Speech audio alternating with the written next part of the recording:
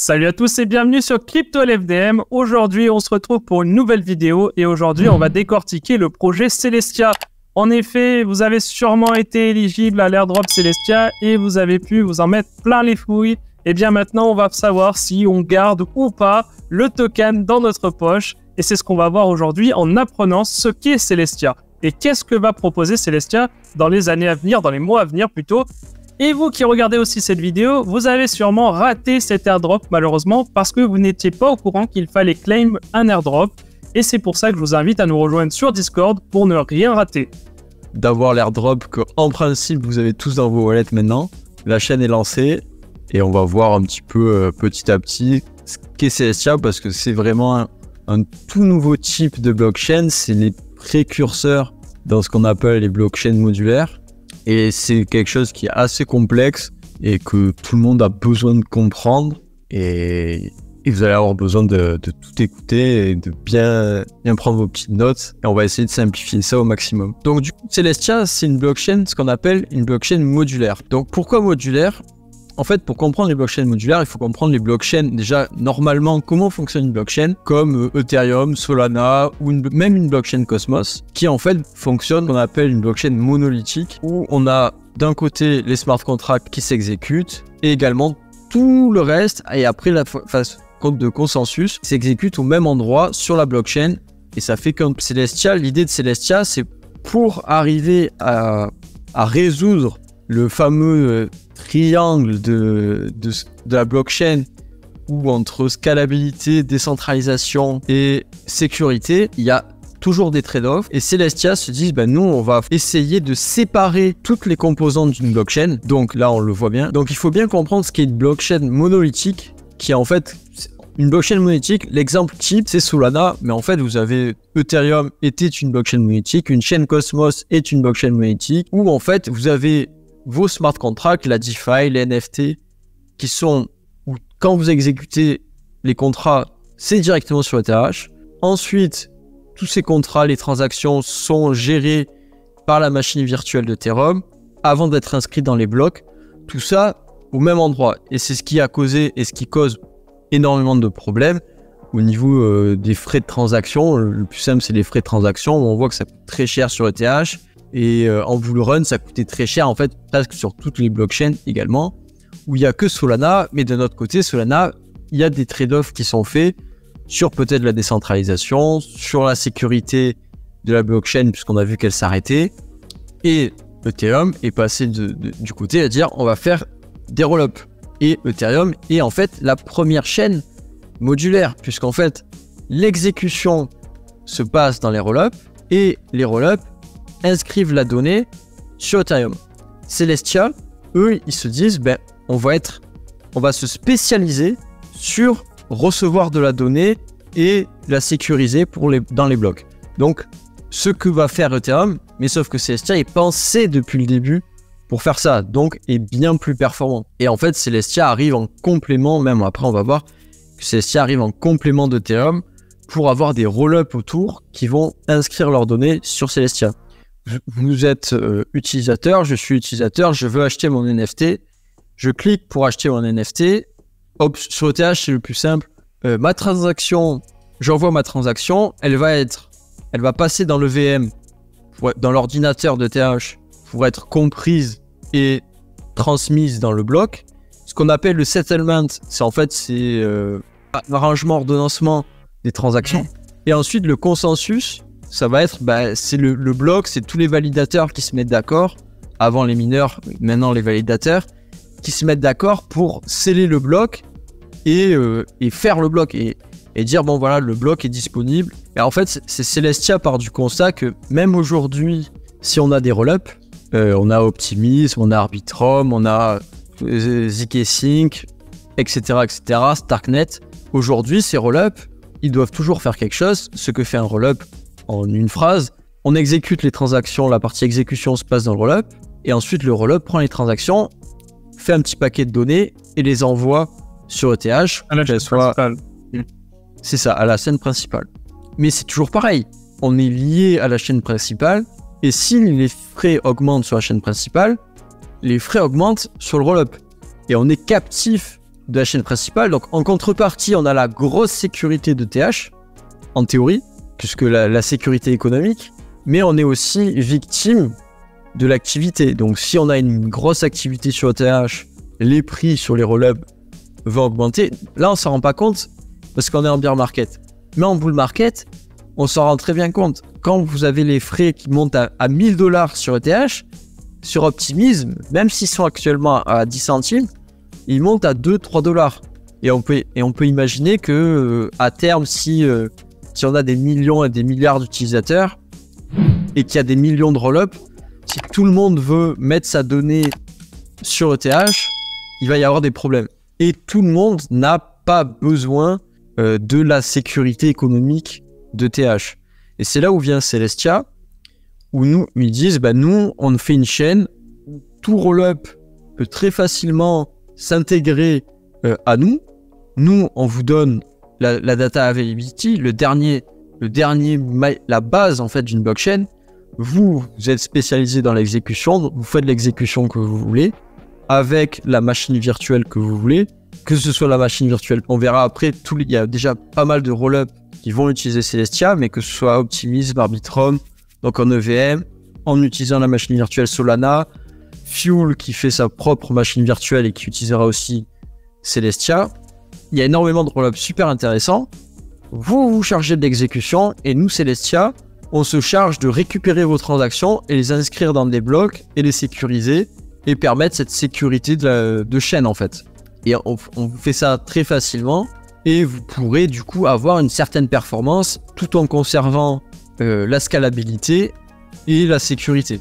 Donc même si vous n'avez pas compris la différence entre une blockchain modulaire et une blockchain monolithique, c'est pas grave, vous inquiétez pas, vous aurez tout le temps d'apprendre. On aura plein d'autres vidéos qui vont être faites sur le sujet. Pourquoi? Tout simplement parce que moi et Usemonde, on pense que cette année, enfin l'année 2024, l'année qui arrive, va être l'année des blockchains modulaires et on pense que ce narratif autour des blockchains modulaires va plaire de plus en plus.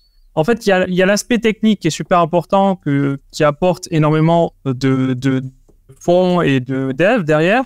Et il y a aussi la nouveauté qui peut aussi plaire. Et là, ce qu'apporte Celestia, c'est quelque chose de totalement unique que les autres blockchains n'ont pas pensé à la base, que Celestia a pensé depuis le début, et qui va permettre peut-être d'attirer beaucoup d'investisseurs et aussi beaucoup d'intérêt sur ce type de blockchain. Donc peut-être qu'il faut s'y intéresser durant l'année 2023, fin 2023 et début 2024. Il y a aussi ce côté-là, parce qu'évidemment, on vous fait tout un aspect technique, c'est beau, c'est joli, mais vous, ce qui vous intéresse, évidemment, c'est de savoir si vous allez garder le token, le stacker, ou bien si vous allez le dumper dès lors qu'il sera disponible sur un gros exchange. Ah, mais tu as tout à fait raison. Et c'est vrai que la modularité, quand on est captif de TH, ce qu'ils appellent modularité, c'est vraiment une alternative et un nouveau paradigme où tu as vraiment cette division entre blockchain modulaire, blockchain monolithique à son paroxysme, c'est Solana. Et de l'autre côté, tu as les blockchains modulaires où tu as l'idée que tu vas avoir plein de blockchains qui vont coopérer et se spécialiser dans quelque chose. C'est vraiment la spécialisation de dire on ne peut pas tout faire à la fois. On ne peut pas être bon partout.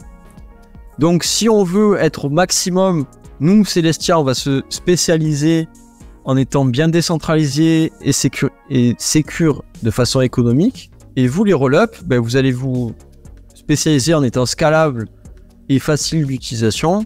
Et ça formera un tout qui aura une bonne moyenne, disons. Et ça sera sans trop de concessions et permettre une bonne exécution en tant qu'utilisateur, mais également d'une façon économique, ça sera intéressant pour tout le monde.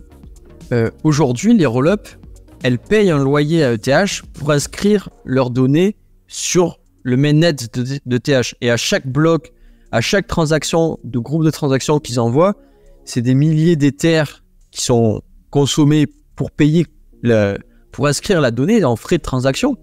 Aujourd'hui, c'est presque la moitié des frais de TH qui sont générés par les roll-up, par Optimism, par Arbitrum et les autres. Et on peut imaginer qu'à terme, ça soit extrêmement cher. Donc même si ETH, de son côté, essaye de faire des mises à jour pour diminuer et favoriser, entre guillemets, les roll-up avec des EIP, ça reste une somme énorme que dépensent les roll-up et pas forcément pour des choses utiles. Pour des NFT, on n'a pas besoin de la sécurité économique de TH. Pour un jeu, par exemple, un jeu de DeFi ou un jeu Play to Earn, on n'a pas forcément besoin, ou de la game fee, on n'a pas besoin de la sécurité de TH. Et c'est là où vient Celestia, où ils disent, ben voilà, nous, on va vous vendre de la donnée.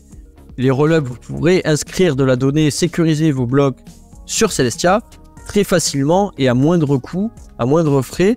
Et les frais que vous allez économiser, ben, ça sera directement pour vous, pour les utilisateurs qui payeront moins du coup, pour les développeurs qui auront une meilleure expérience d'utilisation parce que vous allez pouvoir augmenter vos transactions par seconde, etc., etc., etc. On comprend très bien que c'est dans l'intérêt en fait des roll-up d'inscrire leurs données sur une chaîne comme Celestia qui rende la donnée disponible. Ce qu'il faut bien comprendre, c'est que ETH, ça a été la première blockchain à mettre en place des smart contracts. Elle bénéficie ainsi du privilège de la primauté, c'est-à-dire que c'est la première à faire ça, donc c'est elle qui va absorber toute la capitalisation. C'est elle qui, du coup, attire au départ les investisseurs. Parce qu'après, évidemment, il y a eu d'autres blockchains qui ont mis en place des smart contracts, mais elles n'ont pas connu la même notoriété et les mêmes investissements que ETH. Là, avec Celestia, on est sur la première blockchain modulaire. Donc, c'est la toute première qui va être lancée. Et donc, forcément, elle pourrait bénéficier au tout début d'un apport important d'investisseurs qui pourraient se lancer, soutenir le projet Celestia, parce que ça pourrait apporter énormément de biens à l'économie. En tout cas, ça pourrait aider énormément de roll-up, de projets, etc., qui pourraient derrière en tirer profit. Donc, évidemment, ce qu'il faut se dire, c'est qu'il y en aura peut-être d'autres blockchains modulaires qui vont naître par la suite. Il y en a déjà d'autres qui sont en préparation. Mais en général, c'est souvent la première qui se lance qui récolte le maximum on va dire, d'investissement. Je vous dis ça pas par hasard, je vous dis ça parce que de mon point de vue, peut-être qu'avec Celestia, on sera sur le prochain Ethereum. C'est-à-dire, je parle pas forcément en valeur, mais en termes de classement, ça pourrait devenir la première blockchain modulaire et ça le restera, même si d'autres blockchains par la suite sortent. On va passer à vraiment le cœur de Celestia. Celestia, en fait, si vous le savez pas encore, Celestia, en fait, c'est une blockchain Cosmos qui utilise justement IBC également qui est la technologie de bridge, pour communiquer avec tous les roll-up, puisque c'est le vrai bridge sans tiers de confiance qui est facile. Et du coup, sur la tokenomie de Celestia, on va la voir ici, qui est une tokenomie assez classique qu'on a maintenant, où ils ont fait un très gros airdrop avec presque 8% des tokens qui ont été airdroppés, et qui en fait, les 8%, représente presque l'intégralité des tokens qui vont être disponibles la première année, avec un petit peu de ce qu'on appelle recherche et développement. Donc il va y avoir sûrement des grants, etc., ce qu'on peut avoir sur les tokens classiques. Et ensuite, après, au bout d'un an, on a les investisseurs. Il faut savoir que Celestia est une chaîne qui a levé une 50aine de millions de dollars il y a un petit moment, il y a 2 ans, à peu près, si vous voulez savoir, le dernier round de valuation était à 1 milliard de dollars. Donc c'est très facile à faire les calculs. 1 billion de dollars. Ouais, et ce qui est encore plus facile, ils nous ont aidé. Il y a 1 milliard de jetons, 1 milliard, 1 euro le jeton. Les derniers VC, ils ont acheté à 1 dollar il y a 1 an et demi. Bon, du coup, on sait que vous avez été airdrop. Si vous êtes, comme tu disais tout à l'heure, ils ont fait un grand airdrop pour des développeurs, pour les utilisateurs de TH, pour les utilisateurs Cosmos également, et Osmosis, Cosmos Osmosis, où en principe vous avez eu peut-être 100, 200, 300 jetons. Si vous êtes dev, vous en avez eu beaucoup plus. Bon, ça, il fallait être dev et il y en a eu très peu. Il y a eu quelques milliers de personnes, ou 2000, où ils ont vraiment récompensé pour gérer une bonne communauté de dev. Je trouve que l'airdrop finalement a été bien exécuté, contrairement à certains récents. Et du coup, si on va voir, on a full unlocked à launch, les airdrops, le launch a eu lieu, pour Halloween, on est le 1er novembre ou le 31, je ne sais pas quand la vidéo va sortir, mais maintenant c'est quel prix on va avoir, à quoi on peut espérer, et est-ce que c'est cher ou est-ce que c'est trop cher? Ça c'est vraiment la grande difficulté de comment évaluer en termes de prix une blockchain, où ça c'est vraiment au doigt mouillé. où on peut... C'est un exercice où c'est périlleux, on a de grandes chances de se tromper. Mais disons, on va calculer, c'est très simple, il y a 1 milliard de tokens, donc c'est la FDV. Si on va sur CoinGecko, quand on va en SDD, on se dit 1 milliard. Actuellement, ça, c'est les blockchains qui sont à 1 milliard de market cap, mais c'est en circulating. Donc, c'est les jetons qui circulent. Aujourd'hui, Celestia, on a vu au launch, il n'aura que 250 millions. Donc, à $1, ça fait que 250 millions. Aujourd'hui, de ce qu'on peut voir, même aujourd'hui, le token se négocie aux alentours des $2, $3. Donc, plutôt aux alentours de 3 milliards de market cap. Donc, je pense que si je prends du YDX, par exemple, qui vient également de passer sous Cosmos avec la chaîne qui est live, on est aux alentours, on est à 2,3 millions. Du YDX qui est un jeton de perp, d'exchange, Uniswap, de trading. Donc, du perpétuel sur du DEX. Bon, on va pas s'aller sur ça, pardon. Non, mais on peut imaginer, et après, si on imagine d'autres blockchains comme Optimism, par exemple, qui est un roll-up, là, où le jeton vient de sortir, donc on est un peu plus, on a un market cap à 1,2 milliard, et par contre une FDV qui a 6 milliards, ce qui est énorme. 6 milliards, c'est déjà beaucoup. Ou une chaîne comme Aptos, qu'on a eu. Moi, je pense que Celestia, allez, même Sei, on va prendre Sei Network qui est sorti il n'y a pas longtemps. Moi, je compare avec ça parce que c'est les grosses chaînes Cosmos qui sont sorties il n'y a pas très longtemps. Sei, on est à 1,5 milliard, 1,1 milliard. Mais Sei est monté beaucoup plus haut au launch et a très peu d'intérêt actuellement. Il n'y a pas un grand suivi sur Sei. Donc, à quoi on peut s'imaginer? On a vu à $1, on est à 1 milliard de market cap. Pour moi, au launch, ça peut monter beaucoup plus haut. Ouais, 2-3 $ en circulating, ça fait... En multiplicatif, x2, x3, facile. C'est ça, 2-3 $ de market cap, ça fait entre 2 et 3 milliards du coup de FDV et ça fait 750 000. Ça le fait rentrer dans le fond du top 100. 750 000. Le fond du top 100 pour la première blockchain modulaire quand même. C'est pas énorme, hein. C'est pour ça qu'on y va tranquille là quand même. Hein. Ça le fait à 3 $, on y va tranquille. Ça le fait rentrer top 60 à peu près. Ce qui est déjà top 60, c'est déjà très bien. Or, non. C'est pas déjà très bien, mais ce que je veux dire, c'est pas pour un truc qui propose une nouvelle technologie, on peut faire mieux, En tout cas, au début, il y aura une hype. C'est sûr et certain que la hype, elle va prendre peut-être pas au tout début, je veux dire pas à la sortie, mais petit à petit, ça va prendre. Et il y aura un moment où elle sera à son prime, cette hype, et là, ouais, on pourra peut-être le classer. Moi, je le vois bien dans le top 20 minimum. Top 20 minimum. Ça. Pour moi, je le vois bien dans le top 20 minimum à son prime. Après, c'est sûr peut-être que ça va pas marcher, que ça va retomber et que ça va se retrouver comme plein de projets. Mais il faut bien qu'au bout d'un moment, elle ait son heure de gloire. Et en général, l'heure de gloire, elle n'est pas toujours au moment de la sortie. Hein. Je tiens à le dire. Il y a beaucoup de projets qui ont leur heure de gloire, mais 2-3 mois après. Moi, disons que si je dois situer Celestia, je le situe entre le top 30 et le top 60. Allez, top 30, top 60. Donc entre 750... entre 3 $ et après là ça fait presque 10 $, je pense. Wow, 10 $. Ouais. C'est énorme. Mais ouais, pourquoi pas après tout. C'est énorme, mais c'est au launch et je pense qu'à 10 $, là il s'agit d'être raisonnable. Ouais, là peut-être. Moi je pense. Là faut vendre. Après, je pense que. Exactement. Disons que c'est souvent la même chose. C'est beaucoup de risques.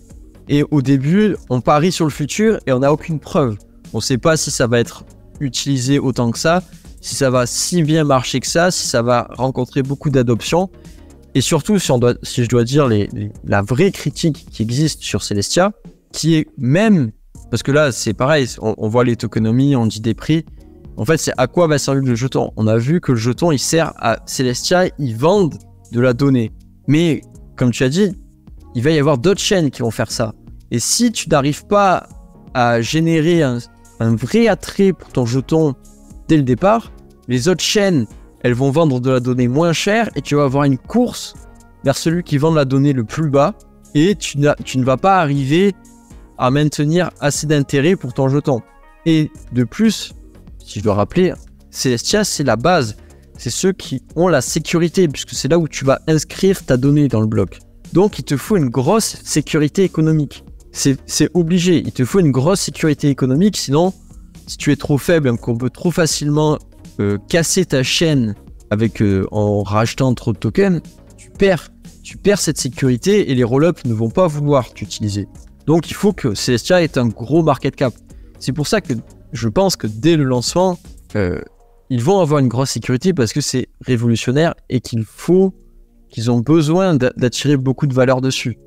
Et si on l'a vu... Après, il faut faire attention. Oui. Parce que là, comme on dit, la majorité des personnes qui vont être airdrop, ce qui représente une très grosse partie quand même de ce qui c'est la totalité de ce qui est en circulation au tout début en tout cas, il y a une grosse partie qui va quand même dump en masse, il faut dire la vérité quand même, parce qu'il y en a beaucoup qui, dès qu'ils vont voir imaginons qu'ils fassent $1, $2, $3, ils vont commencer à vendre. Il y en a beaucoup, j'ai un peu sondé la communauté autour de moi, et beaucoup vont le dump en masse au tout début. Donc, peut-être qu'on va avoir un Celestia qui va pas pas forcément prendre les $10, enfin, comme, bon, ça c'est inespéré, les $10, évidemment, ça c'est au doigt mouillé, comme on dit. Mais qui va pas prendre forcément qui va pas prendre des sommes extraordinaires. On va pas passer on sera pas aux $5-6 peut-être au tout début. Mais peut-être que par la suite, si le système progresse et qu'il prouve sa valeur, là on pourrait passer à des $8-9.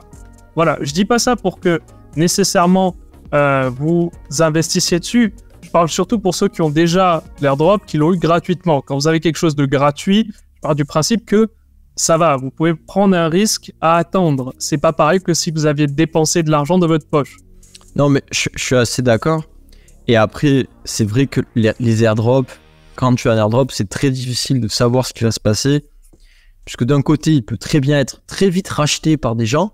Et d'un autre côté, c'est difficile. Mais en même temps, moi, je vais te dire, ce que je trouve, c'est que Celestia joue très bien et prévoit très bien cet airdrop. Parce qu'ils ont déjà affiché pas mal de partenariats avec Optimism, avec Arbitrum, avec d'autres roll-ups comme Eclipse. Ils ont déjà une très grosse adoption de certains projets qui ont déjà annoncé qu'ils allaient adopter Celestia et qui vont l'utiliser. Donc c'est pas vraiment une blockchain qui sort de nulle part et qui dit regardez, on fait quelque chose de révolutionnaire et qui a tout à prouver entre guillemets. Donc tu as déjà un gros écosystème autour de Celestia qui a annoncé utiliser Celestia, qui vont l'utiliser, ou c'est sûr, bon bien sûr, tout ça, qui vont utiliser les blockchains modulaires, où tu te rends compte qu'il y a une adoption et que beaucoup de personnes croient en la solution modulaire pour arriver à la scalabilité des blockchains, voient ça comme pertinent, et comme tu dis, Celestia n'est pas une énième chaîne airdrop, c'est vraiment quelque chose de nouveau où il faut s'y intéresser à la limite, dans le moins de mesure s'y intéresser et prendre un petit peu de temps pour dire c'est quoi, plutôt que juste vendre et peut-être après regretter en bull run d'avoir vendu cette chaîne qui en fait était le leader de son compartiment et où on sait très bien qu'en bull run ça va beaucoup plus haut. Après un airdrop, si on doit dire du trading, c'est du trading. C'est est-ce que je vends pour acheter, est-ce que j'attends, tu sais qu'il va y avoir des listings sur les plus gros exchanges, ça n'a pas encore été annoncé, mais ça va être listé sur Binance, sur les gros exchanges. Il va y avoir des VC, des market makers qui vont maintenir le prix à certaines limites. On sait que c'est comme ça que ça se passe, donc on verra bien. Il y a aussi Osmosis sur Index, si certains cherchent, il y aura Osmosis à utiliser. Osmosis a déjà annoncé un gros partenariat avec Celestia, où Osmosis va être le premier hub de liquidité de Celestia. Ça va être très intéressant à voir aussi. Et c'est un très gros intérêt aussi pour Cosmos d'avoir Celestia dessus. Et comme toutes les chaînes Cosmos, vous allez pouvoir stacker vos Celestia sur Keplr et sur votre wallet préférée. La pierre, on ne sait pas la pierre actuelle, mais la pierre est à 8%.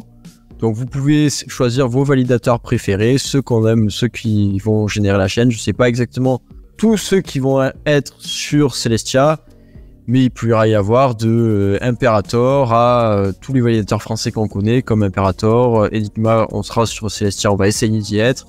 Pronest sera sur Celestia également. Notre Guardian, peut-être Meria, je ne sais pas. Bon nombre d'utilisateurs français. Stake Lab aussi peut-être, je sais pas tous ceux qui seront sur le set, on le verra en temps voulu. Je sais juste que Enigma y sera en essayant, et d'autres choisissez toujours pareil, ceux que vous aimez bien avec des frais pas trop chers et si possible en dehors du top 10, top 20 pour favoriser la décentralisation. Voilà, merci de nous avoir suivis pour cette vidéo. J'espère qu'elle vous a plu. Si vous avez aimé la vidéo, vous pouvez nous laisser un petit pouce bleu, vous pouvez vous abonner et surtout, n'hésitez pas à nous rejoindre sur Twitter ou sur Discord pour, plus d'informations et être au courant avant tout le monde de l'actualité. Et c'est comme ça que vous n'allez rien rater. Sur notre Discord, vous serez au courant de toute l'actualité des airdrops et de tous les bons plans en général. Tout ce qui est gratuit, c'est pour vous et c'est sur notre Discord. À tout de suite. Non, je rigole, c'est débile. C'est gratuit. C'est gentil. Moi, je t'offre tout. La vie de ma mère, t'inquiète pas, c'est gratuit. Tonton Maurice, viens sur le Discord de l'FDM.